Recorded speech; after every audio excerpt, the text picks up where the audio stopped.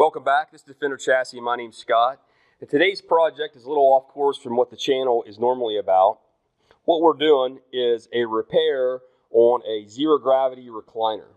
This is a lawn chair that a lot of people have. A lot of people have them at the racetrack. Gives them something comfortable to sit in between rounds. The typical failure mode for one of these chairs is this side link right here. And what happens, as you can see, this is the link from the other side of this chair, is that the end of it blows out. It's just simply a piece of tube that's swaged on the end, and then the metal fails. Now this is steel, it's not aluminum. Once that fails, then the chair won't stay upright. These two chairs that I've got are fairly new, and I really did not have an interest in just throwing them away.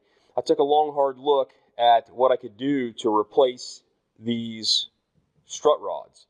So I did a little bit of deconstruction, and I took my grinder and I knocked the heads off of this rivet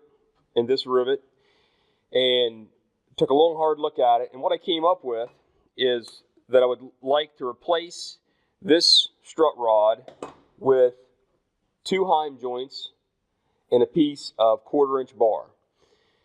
So what I've got is two 1/4 inch heims with 1/4-28 female threads. And what I've done is purchased a couple of shoulder bolts. On the front side, what we're going to do, because the rivets were actually 3/16 diameter, whereas I've bought 1/4 inch heim joints.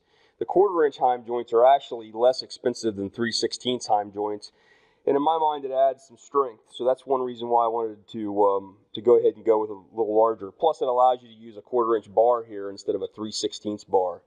So what we're going to do is we're going to use this longer shoulder bolt, and I'll put a description, a detailed parts list in the video description, so that if you have an interest in doing this to your own chair, you'll know what size bolts to buy, assuming of course you've got the same manufactured chair or that it will work. This being a 1/4 inch shoulder bolt, what we need to do to get this into this front tube is drill the outside hole from 3/16 to 1/4, and then that will allow this shoulder bolt to actually go through that hole, and for this shoulder to seat on the inside of the tube, and then we'll put a nut on the opposite side to hold that in place. The back is actually a little simpler deal.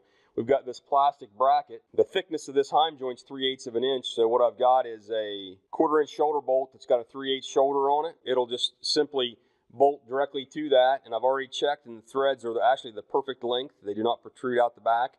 We'll just put a thin washer and a 1024 nut on the back side. When we do final assembly, we'll probably put a little Loctite on that. From there, the only other thing left to do is to simply get this rod cut to the proper length and get it threaded so that we can bolt it all together. So let me move you on the other side. We'll start working on getting this thing together.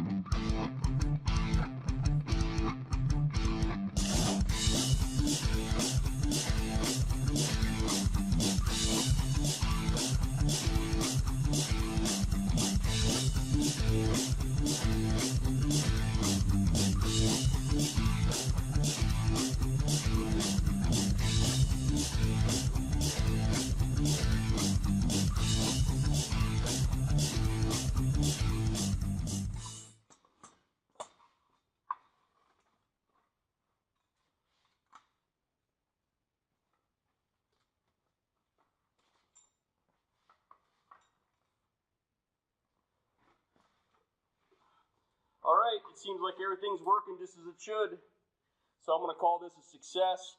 Like I said, I'll put a detailed description of all the parts and pieces that I used. Now this front shoulder bolt could have been 1/8 of an inch shorter. Now the problem with that is you can't get an 1/8 of an inch shorter.